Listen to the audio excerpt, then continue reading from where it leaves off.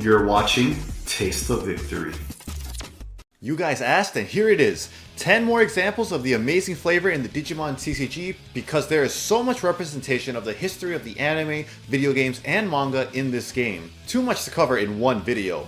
The content I like to make tends to lean more competitive, so I was unsure how the previous video would do, but it's a topic that matters a lot to me when enjoying a card game, so thank you so much everyone that enjoyed it, and I'm really glad it did as well as it did. So without further ado, let's get to it. Number 10. In the anime, sometimes the protagonist will lose his way or be blinded with rage, unknowingly causing his Digimon to dark digivolve into an alternate evil version of their next level. In the original Digimon Adventure, this happens when Tai forces Agumon to recklessly train towards digivolving to an ultimate Digimon, causing Greymon to later dark digivolve into Skull Greymon. Skull Greymon is an out-of-control monster that only wants to battle in the episode we see him in. Eventually he runs off and runs out of power, reverting back all the way to Koromon because the Digivolution took such a toll on him. In the card game, Booster Set X1 Skull Greymon has a mandatory end of attack effect to delete himself. He then has an on deletion effect where you may play one Agumon from your trash suspended without paying its memory cost. This flavor depicts his all-out monstrous attack he wasn't fully in control of, costing him all his energy and reverting back to Koromon. In the TCG, level 2 in training Digimon can't exist in the battle area, so while it's not exactly the same, the card does do a wonderful job of representing this by leaving Agumon behind, suspended, symbolizing he spent all his energy once the smoke clears and Skull Greymon is gone. The natural security attack +1 can also be seen as a reference to the higher raw power Skull Greymon had compared to the rest of the cast at the time of that episode. Number 9. I love seeing all you guys give your favorite examples in the comments section of the last video. I definitely want to incorporate them into these videos going forward, so here's one from Frozium in the comments. In the TCG, Magna Garumon's effect to bounce an opponent's Digimon requires him to return a hybrid in his sources back to your hand. This effect can be used every turn as it's also a when attacking. This loss of his sources as a cost for his bounce attack represents how in the anime, as Magna Garurumon runs out of ammo on his attacks, he loses pieces of his armor. This one I didn't even realize until it was pointed out. Number 8. In the previous video, we went over the many flavorful references the Diaboromon and Omnimon cards in the game have to their internal rivalry in the anime and movies. And yet there was still more to cover. Today we got Armageddonmon. In the Adventure 02 movie, Diaboromon's Revenge, Armageddonmon is a stronger evolved form of Diaboromon that is too strong for even Omnimon to handle. Omnimon's first card in the game back in Booster Set 1 hard counters Diaboromon's token strategy because it has the when digivolving effect to delete a Digimon and all Digimon on the field with the same name. Armageddonmon is in turn a hard counter to that Omnimon. It stops the when digivolving effects of level 7 Digimon, making that card as good as useless against it once it hits the field. Its effect to delete a Diaboromon card to quickly cheat Armageddonmon out earlier is also a nice representation of his debut in the anime movie.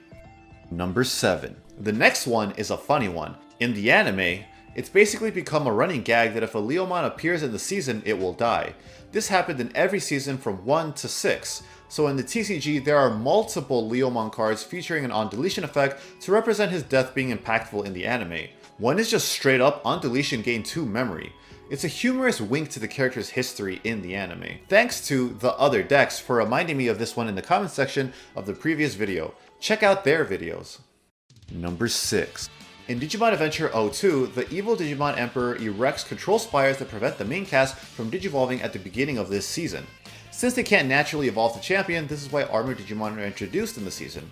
In Set 8, Digimon Emperor got a card and it has Rookie Hate to emulate this.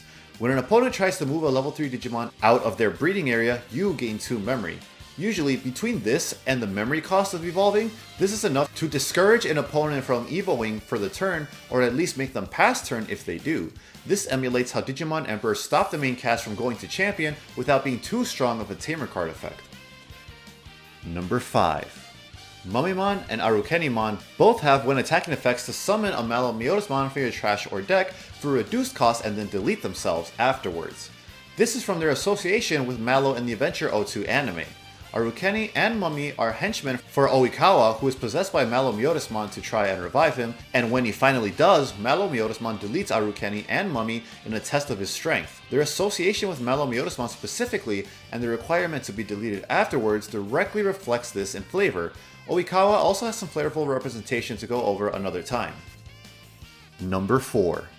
Eosmon is a fan favorite deck in this game, and for good reason. One of the more unique strategies and deck building in the game comes from its attention to flavor of the anime movie Digimon Last Evolution Kizuna. Eosmon level 5 lets you run up to 50 copies of the card. You can make this one card your entire deck if you really wanted to. As seen in the film, Manoa is able to produce thousands of Eosmon and overwhelm the Digidestined. Normally, a card can only be ran at 4 copies in a deck. Eosmon's effect removes this restriction so you can get so many Eosmon on the field to recreate the feeling of the film. Eosmon level 5 also lets you play another level 5 or lower Eosmon when attacking to swarm the field and create an army of them like in the film.